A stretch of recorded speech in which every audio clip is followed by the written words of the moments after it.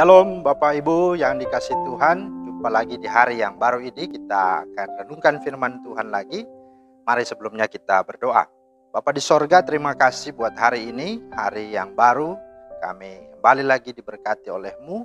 Saatnya kami akan merenungkan firman-Mu.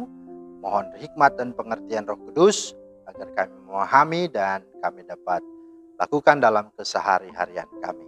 Dalam nama Tuhan Yesus kami berdoa. Amin. Bapak Ibu, firman Tuhan kita terambil di dalam Kejadian 2 ayat 25 dan Kejadian 3 ayat 7. Mereka keduanya telanjang, manusia dan istrinya itu, tetapi mereka tidak merasa malu. Itu firman Tuhan yang pertama. Kejadian 3 ayat 7 berkata, maka terbukalah mata mereka berdua dan mereka tahu bahwa mereka telanjang. Lalu mereka menyemat daun pohon ara dan membuat cawat. Itulah firman Tuhan kita yang menjadi dasar dari renungan kita pada hari ini. Nah, tema kita adalah dosa adalah kejijikan atau kenajisan. Nah, saudara, apa yang membuat manusia merasa malu?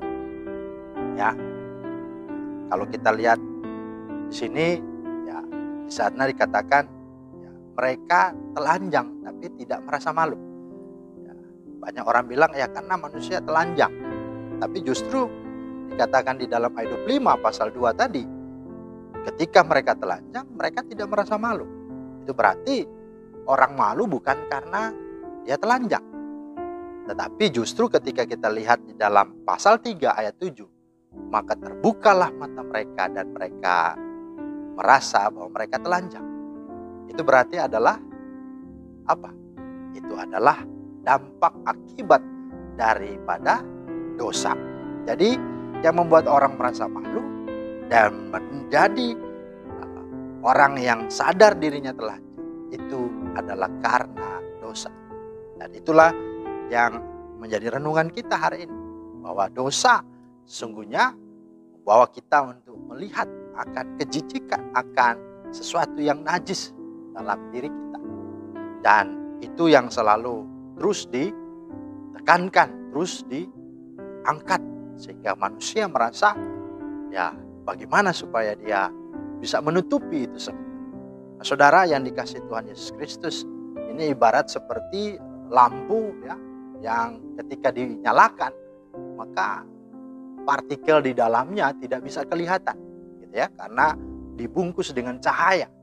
Tapi ketika lampu itu dimatikan, maka apa?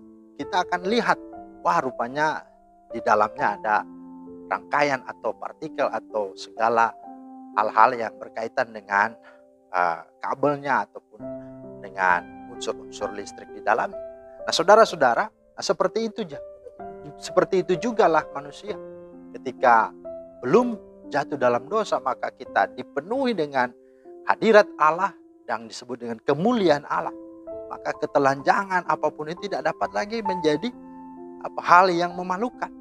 Tapi ketika dosa menjadi bagian manusia, maka mata manusia itu terbuka dan mereka melihat bahwa hadirat Allah telah meninggalkan mereka dan mereka sadar mereka telanjang. Nah, oleh karena itu dari dasar dan dari sumber inilah kita melihat ada 4 hal yang membuat manusia sungguh-sungguh menjadi orang yang mengalami dampak dari kejijikan dan kenajisan ini. Yang pertama, bahwa pada akhirnya manusia tidaklah menjadi orang yang gentleman, jadi orang yang sungguh-sungguh bertanggung jawab.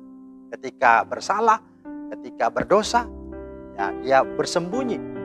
Dikatakan dia takut, ya, dia menyembunyikan dirinya. Dan bahkan ketika Tuhan tanya, dia pun tidak menjawab seperti yang Tuhan tanyakan. Itulah sebabnya dosa membuat kita tidak menjadi pribadi yang seutuhnya, tidak menjadi pribadi yang sangat-sangat jujur dan gentle ya. Yang kedua, bahwa dosa, kejijikan, kenajisan ini membuat manusia akhirnya apa? Selalu mencari ya orang untuk disalahkan. Bahasanya atau ungkapan lainnya adalah mencari kambing hitam. Jadi ketika Adam dan Hawa jatuh dalam dosa, maka Adam langsung berkata apa? Wah, perempuan yang kau tempatkan di sisiku, dialah yang memberi aku makan. Maka aku jadi orang yang jatuh dalam dosa. Ya, ya padahal waktu sebelum berdosa, wah inilah dia tulang dari tulangku, daging dari dagingku kan. Bahkan dia dinamai perempuan karena dia diambil daripadaku. Sangat cepat sekali ya perubahan. Dan inilah kejijikan seharusnya. Banyak manusia juga begitu ya. Habis manis cepat dibuang. Ya. Jadi setelah seorang sudah ya, hidup bersama dengan baik, tapi begitu ada masalah, tidak mau menanggung bersama, tapi mau mempersalahkan pasangannya. Dan itulah yang menjadi sikap dan sifat yang menjijikan ya. Nah, yang ketiga adalah dosa membuat manusia menjadi orang yang munafik. Orang yang munafik itu orang yang tidak hanya satu kata dan perbuatan. Orang yang di depan ngomongnya A, di belakang juga ngomongnya lain gitu ya. Ini yang memunafikan. Dan bahkan ada istilahnya maksud-maksud yang tersembunyi ya. Ya, ibaratnya dikatakan apa? Ada udang di balik batu kan gitu ya. Nah, seperti apa? Contoh Herodes misalnya kan. Wah, ketika orang Majus datang dan berkata bahwa ada raja di Yahudi yang akan lahir di Bethlehem, itu dikonfirmasi oleh para ahli Taurat dan imam. Apa yang katakan roh Herodes? Ya, kamu pergi dululah. Dia katakan kepada orang Majus, kamu ke sana, nanti kamu kabarkan kalau memang itu terjadi dan ada anak itu, nah kamu sampaikan ke saya, biar saya datang juga untuk menyembahnya. Nah, ini bahaya, ini sesuatu maksud yang sangat-sangat jahat ya. Tapi dibungkus dengan kata-kata yang manis. Nah, begitu juga dengan Yudas. Ketika perempuan di Bitania itu menyeka kaki Yesus dengan minyak narwastu yang mahal, Yudas berkata apa? Wah, ini pemborosan ini. Sayang minyak yang mahal ini kalau dijual itu bisa diberikan, disumbangkan kepada orang-orang miskin. Kemudian apa dikatakan Alkitab? Ya sesungguhnya apa yang dikatakan Yudas itu adalah kejahatan kan? Karena apa? Karena tidak seperti itu. Motivasinya adalah apa? Justru dia ada orang yang selalu mencuri ya, uang kas, ya, perbendaharaan. Dan saudara, inilah yang sungguh-sungguh disadari bahwa dosa itu membuat kita tidak menjadi pribadi yang benar. Akhirnya menjijikan dan menjadi orang yang najis, ya, tidak layak. Dan yang keempat, dosa membuat kita menjadi orang yang najis, yang jijik. Karena apa? Karena kita selalu mau mencuri kemuliaan Tuhan. Kita mau supaya nama kita lah yang di depan, nama kita lah yang diagung-agungkan, ya kan? Padahal kita tidak buat apa-apa, ya? Kita tidak melakukan apa-apa, tapi kita berusaha supaya apa? Kita lah yang terkenal. Nah, inilah yang dikatakan atau dalam sebuah ilustrasi, ayam yang bertelur, sapi yang mendapat nama. Nah, ini banyak nih. Nah, orang seperti ini begitu kan? Bukan kita yang kerja, tapi tapi di saat ada sebuah penghargaan, ada sebuah pujian, kita yang mau duluan, kita yang maunya dipuji. Nah, ini kadang-kadang begitu. Nah, banyak orang seperti itu. Dan apakah itu sesuatu yang membuat kita bangga dan merasa terhormat? Oh tidak, justru terbalik. Ini menjadi sesuatu yang menjijikkan karena tidak layak. Belum lagi orang berusaha untuk memberi yang terbaik kepada Tuhan, tapi dengan korban yang asing, dengan persembahan-persembahan yang haram gitu ya, yang justru bukan dari hasil keringatnya sendiri, tapi justru dari hasil rampasan, korupsi, atau dari segala hal-hal yang jahat. Karena itu bahaya kalau kita sadari akan hal ini, maka tidak ada yang layak untuk bisa masuk surga. Kenapa? Karena kita orang-orang yang memang sungguh-sungguh ya jijik dan najis di hadapan Tuhan. Nah, itulah sebabnya Tuhan mau memulihkan kita, sehingga roh yang daripadanya yang hilang itu datang dan memulihkan kita dan memenuhi hati kita, sehingga oleh karena Kristus, oleh karena roh itu, kita dibenarkan dan kita dilayakkan.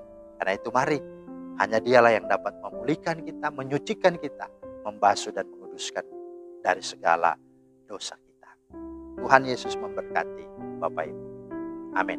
Mari kita berdoa. Terima kasih Tuhan untuk firman-Mu. Kami berdoa mohon Tuhan tolong kami supaya kami terus hidup benar, sehingga kami menjadi pribadi-pribadi yang sungguh-sungguh mengaku dan sungguh-sungguh jujur di hadapan Tuhan. Karena itu menunjukkan bahwa kami orang benar. Karena firman-Mu berkata, Jika engkau berkata engkau tidak berdosa, maka engkau menipu dirimu sendiri dan kebenaran tidak ada di dalam engkau. Tapi jika engkau mengaku dosa, maka Allah adalah setia dan adil. Dia akan mengampuni segala dosamu, bahkan Dia akan menyucikan engkau dari segala kejahatan. Mari Tuhan, mampukan kami untuk hidupi firman-Mu ini, dan tolong kami supaya kami dapat jalani dan lakukan dalam keseharian kami. Dalam nama Tuhan Yesus kami. Amin. Demikianlah firman Tuhan Bapak Ibu hari ini. Ya, Tuhan menolong dalam segala aktivitas dan pekerjaan serta kegiatan kita sepanjang hari. Amin. Shalom.